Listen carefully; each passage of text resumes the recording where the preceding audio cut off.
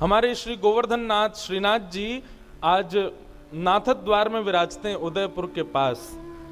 दो कारण हैं, पहली तो भक्तिमती मीराबाई और दूसरी अजब कुमारी।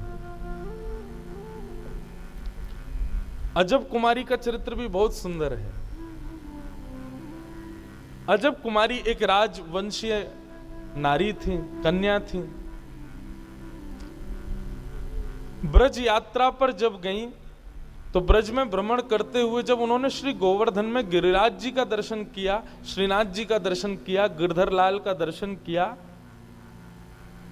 दर्शन करने के बाद जब वापस लौट करके अपने स्थान पर गई तो ज्यों ज्यों अपने स्थान के समीप पहुंचे, ठाकुर जी से दूर जाएं, त्यों त्यों उनकी विरह वेदना बढ़े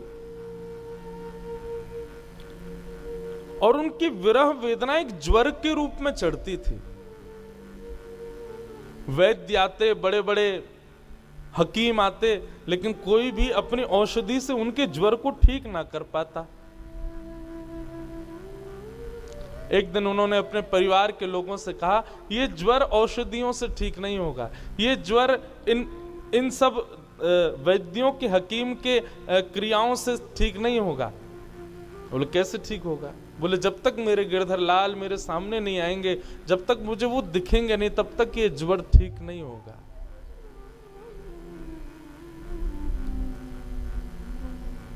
उनके पिता आदि जो राजवंशी थे, सबने कहा देखो हम तुमको दर्शन करने भेज देंगे, लेकिन सदा के लिए तुम ब्रज में रहो, ये आज्ञा तो हम नहीं देंगे। कुछ दिन के दर्शन के लिए तुम चली जाओ। और अजब कुमारी गोवर्धन पधारी और गोवर्धन आकर के वहां ठाकुर जी का दर्शन करती, 8 याम दर्शन करती, 8 बार दर्शन करती ठाकुर जी की, सुबह मंगला से रात्रि शयन तक। और जब दर्शन करने लगी तो ठीक होने लगी। एक दिन उन्होंने सब मंदिर के अधिकारियों से जाके कहा, मुझे मंदिर में कोई सेवा दे दो। आप सब सेवा करते हैं, कोई रसोई घर की, कोई कहीं की, कोई मुझे भी कोई सेवा दो। तो मंदिर के अधिकारी जी ने कहा, देखो भाई सेवा में तो केवल पुरुष आते हैं, तुम देखती हो आरती भी पुरुष ही करते हैं, श्रृंगार भी पुरुष ही करते हैं, रसोई भी पुरुष ही बनाते, सब पुरुष ही करते हैं। अब तुमको हम क्या सेवा दें?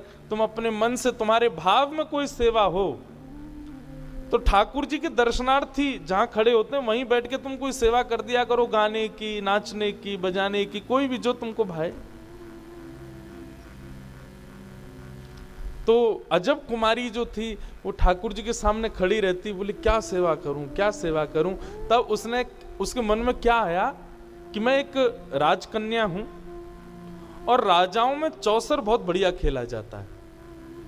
उसको चौसर खेलना आता था, चौपड़। और वो क्या करती, ठाकुर जी के आगे दर्शनार्थियों में बैठ करके चौपड़ लगा देती और चौसर सजा करके एक बार तो स्वयं चलती और फिर ठाकुर जी की बारी भी स्वयं चलती। ये मेरी बारी है, ये ठाकुर जी की बारी है। वो इतनी योग्य थी खेलने में कि वो जीतती ही थी, उसकी जीत निश्चित होती थी।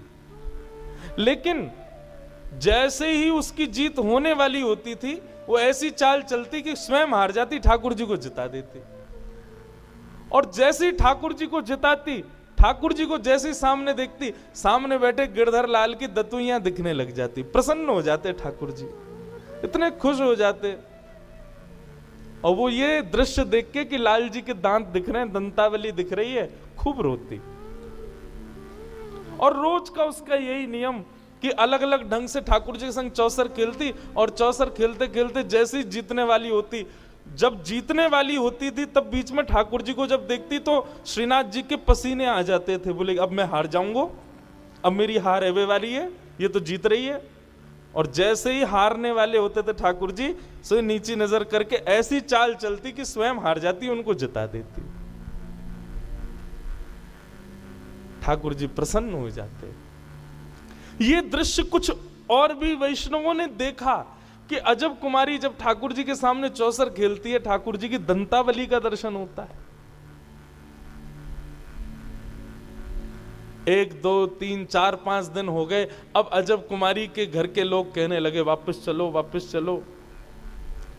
अजब कुमारी बोली एक खेल और खेल ले तो।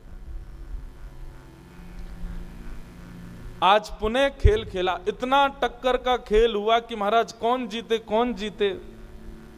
जैसे ही अजब कुमारी ने चाल चली तो अजब कुमारी की अगली चाल पर जीत घोषित होनी थी, और जीत होते होते होते होते जैसे ही उसने चाल चली ठाकुर जी को जिताने की, ठाकुर जी को जैसे जिताया, आज ठाकुर जी फूले नहीं समाये, क्योंकि आज तो जीतने के कोई भाव ही नहीं था। आज तो ठाकुर जी को पक्का था मैं हार जाऊंगा, लेकिन आज फिर अजब कुमारी ने जैसे जिताया तो आज ठाकुर जी हंसे नहीं, अजब कुमारी के सामने प्रकट ही हो गए, और प्रकट हो गए अजब कुमारी को हृदय से लगा लिया। हृदय से लगा करके ठाकुर जी लिपट गए अजब कुमारी से, और लिपट करके बोले मैं तुमसे बहुत प्रसन्न हूं, मुझे बहुत अच्छा लगता है तुम आकर के मेरे साथ खेलती हो, बताओ तुम्हें क्या चाहिए। अजब कुमारी ने कहा जो मांगूंगी सो दोगे, वो तुम मांगने में देरी करोगी, मैं देने में देरी नहीं करूंगा। बस यही भाव जान करके अपने हाथ में ठाकुर जी का हाथ लिया और कहा वचन दीजिए कि आप मेवाड़ में विराजेंगे, ताकि मैं रोज आपका दर्शन कर सकूं, मैं आपसे दूर नहीं रह पाऊंगी।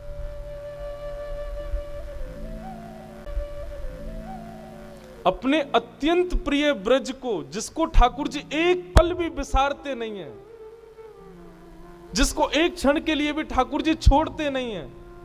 हमारे ब्रज में कहते हैं ठाकुर जी जब मथुरा चले गए तो उद्धव से कहते हैं ऊधो मोहि ब्रज बिसरत नाही, मैं ब्रज को भूल नहीं पा रहा। इतना प्रेम ठाकुर जी ब्रज से करते हैं, जिस ब्रज से इतना स्नेह ठाकुर जी करते हैं, जिस ब्रज में रहना ही ठाकुर जी को, आप सब जानते होंगे हमारे गोवर्धन की शिला को गिरिराज जी से बाहर ले जाना मना है, हमारे गिरिराज जी को कहीं भी बाहर पधराना मना है।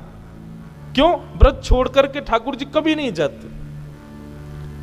लेकिन अजब कुमारी को दिए वचन को पूर्ण करने के लिए मुगलों को ठाकुर जी ने बहाना बनाया, और उसी दिन से लग गए ठाकुर जी निकलने में, और आज भी मेवाड़ की भूमि पर श्रीनाथ जी विराज रहे हैं अजब कुमारी के लिए। तो कारण दो ही हैं, तीर्थ को तीर्थ भगवान की उपस्थिति नहीं बनाती, तीर्थ को तीर्थ भक्त का भजन बनाता है।